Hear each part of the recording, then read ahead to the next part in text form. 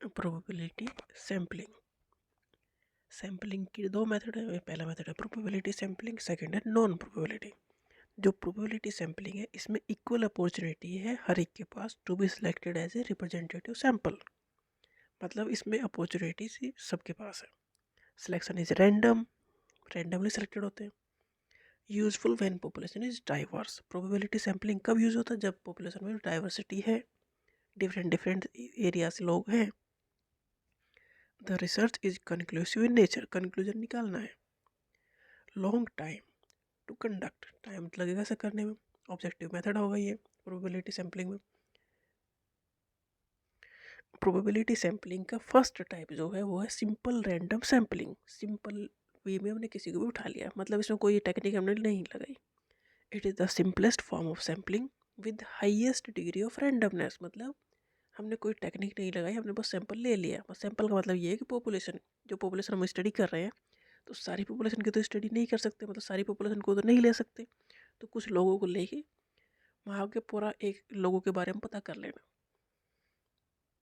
It is the simplest form of sampling with highest degree of randomness. Simple random sampling है ये। In simple random sampling A subset of A statistical population in which each member of the subset has an equal probability of being chosen। मतलब ऐसा नहीं है कि आप किसी को वहाँ से हटा दोगे, हर कोई सेलेक्ट हो सकता है, हर कोई चूज हो सकता है एज ए सैम्पल। जिसकी स्टडी पूरी पॉपुलेशन की हमें करनी है तो उस सैंपल के फॉर्म में कोई भी सिलेक्ट हो सकता है। इक्वल प्रोबेबिलिटी है हर एक की।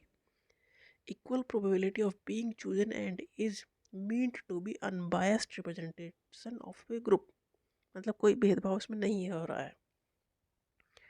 Every until his has an equal non zero chance of being selected for the sample. जैसे कि लॉटरी मेथड होता है, वो किसी की भी लॉटरी लग सकती है, ऐसे ही इसमें है। ऐसा नहीं कह सकते कि इसके पास जीरो चांस है, मतलब ये सेलेक्ट नहीं हो सकता। तो सिंपल रैंडम सैम्पलिंग में कोई भी सेलेक्ट हो सकता है एज ए सैंपल। इसके एडवांटेज है कि ये अनबायस्ड है, मतलब कोई बायस तो हमने किया नहीं है रिप्रेजेंटेशन में। ईजी है, डेफिनेटली है। डिसएडवांटेज है कि large population, it can be impractical. Impractical method है, मतलब बड़ी पॉपुलेशन की हमें स्टडी करनी है और हमने रैंडमली किसी को भी सेलेक्ट कर लिया और उसके बेस पे कह दिया कि सारी पॉपुलेशन के बारे में, तो ये इम्प्रैक्टिकल मेथड है। If population is diverse, diverse मतलब डिफरेंट टाइप के एरिया से लोग आए हैं, डाइवर्स है पॉपुलेशन, तो सिंपल जो रैंडम सैम्पलिंग है वो काम नहीं कर सकती फिर।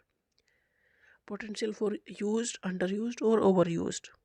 ओवर रिप्रेजेंटेशन मतलब एक ही, जैसे डाइवर्स पॉपुलेशन है तो एक ही टाइप के लोग हमने कई सारे ले लिए तो ओवर यू रिप्रेजेंटेशन हो गया उनका।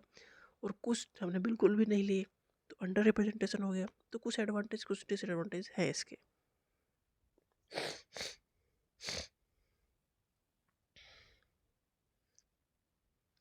इसके एडवांटेज है कुछ। Sample easy to select, sample को सेलेक्ट करना इजी है। Good for large population, population ज़्यादा बड़ी है उसके लिए आसान मेथड है। एंड हीट्रोजिनस पॉपुलेशन, हीट्रोजिनस भी टाइप के है ना, मतलब डिफरेंट टाइप के लोग हैं, तो हम ना एक इंटरवल के बाद ले ही रहे हैं तो वो रिप्रेजेंट हो ही जाएंगे। Need minimum knowledge about the population, less time consuming है। डिसएडवांटेज ये है every member of the population must be listed. देखो हमें लिस्ट बनानी है, एक इंटरवल के बाद हमें लोगों को लेना है तो लिस्ट बनानी पड़ेगी। तो डिसएडवांटेज ये है कि पूरी पॉपुलेशन की हमें लिस्ट बनानी पड़ेगी। Need complete list of unit, some time may be result in biased sample. अगर हम चाहें किसी को लेना तो उसे ले सकते हैं, बायस हम हो सकते हैं। तो जो सिस्टमेटिक रैंडम सैम्पलिंग है इसमें एक मतलब एक इंटरवल के बाद लोगों को ले जाता है।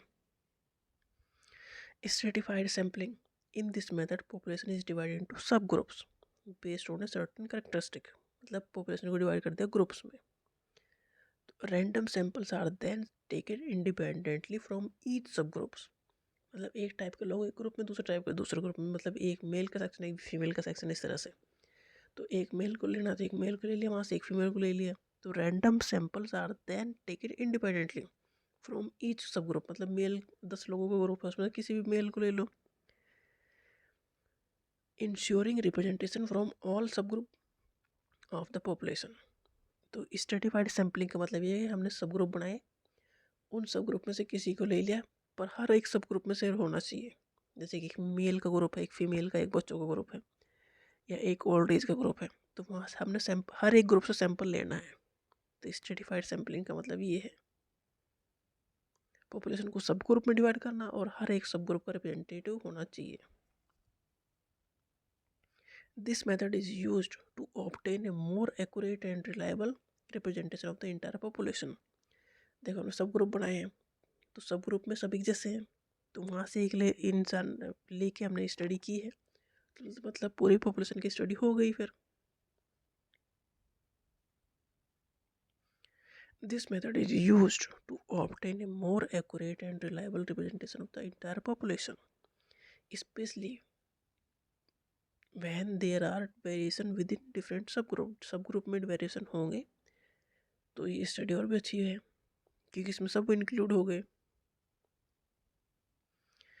It can acquire information about whole population, पूरी पॉपुलेशन को रिप्रेजेंट कर रहा है, अनबायस्ड हो सकता है, वेरिएबिलिटी कम होगी, रिलेटिवली ऑब्जेक्टिव होगा, कंपेरिजन पॉसिबल ग्रुप्स में। डिसएडवांटेज क्या है, ये डिसएडवांटेज का ये है कि कंप्लीट इन्फॉर्मेशन ऑफ पॉपुलेशन चाहिए, लार्ज पॉपुलेशन चाहिए, तो लार्ज पॉपुलेशन है तो टाइम कंज्यूमिंग भी होगा और एक्सपेंसिव भी होगा। Cluster sampling, in this method population is divided into clusters. अब पॉपुलेशन को क्लस्टर्स में डिवाइड कर लिया गया, कई सारे क्लस्टर बना दिए गए और अब किसी भी क्लस्टर को लेकर उसकी स्टडी कर देंगे। And entire cluster are randomly selected from inclusion the sample. मतलब पहले पॉपुलेशन के क्लस्टर बनाए गए, हर एक क्लस्टर में ऐसा रखा गया कि सब एक जैसे हों। क्लस्टर होमोजेनिटी होनी चाहिए बिटवीन सब ग्रुप्स। सब ग्रुप मतलब क्लस्टर्स, क्लस्टर्स के बीच में होमोजेनिटी होनी चाहिए, मतलब सब एक क्लस्टर जो ग्रुप हमने बनाया उसमें सारे पॉपुलेशन को रिप्रेजेंट करते हों, ऐसे ही ग्रुप बना दिए। अब कोई भी एक क्लस्टर लेके उसकी स्टडी कर दी, होमोजेनिटी बिटवीन सब ग्रुप्स, बट ग्रुप के अंदर, क्लस्टर के अंदर हिटोजेनिटी हो, सब डिफरेंट टाइप के हो, क्योंकि हमने पूरा क्लस्टर लेना है तो सबकी स्टडी तभी होगी। देखो ग्रुप बनाए तो एक ग्रुप में जिस तरह के लोग रखे, दूसरे ग्रुप में भी उसी तरह के लोग रखे, तो ये होगी होमोजेनिटी बिटवीन सब ग्रुप्स, सब ग्रुप एक जैसे हो गए। अब ग्रुप के अंदर हिट्रोजेनिटी है, मतलब कोई बड़ा है, कोई बूढ़ा है, कोई बच्चा है, कोई मेल है, कोई फीमेल है, तो एक ग्रुप के अंदर सारे लोग होने चाहिए। तो ग्रुप के अंदर हिट्रोजेनिटी है पर दूसरे ग्रुप भी ऐसा ही है, तो दो ग्रुप आपस में होमोजेनिटी हो गई और ग्रुप के अंदर हिट्रोजेनिटी हो गई, तो ये क्लस्टर बन गए। अब हम कोई भी एक क्लस्टर लेकर उसकी स्टडी कर लेंगे। Cluster sampling is a method of probability sampling that is often used to study large population, particularly those that are widely geographically dispersed। बड़ी एरिया में रह रहे हैं वहाँ पे ये मेथड अप्लाई हो सकता है। It require fewer resources, resource कम चाहिए।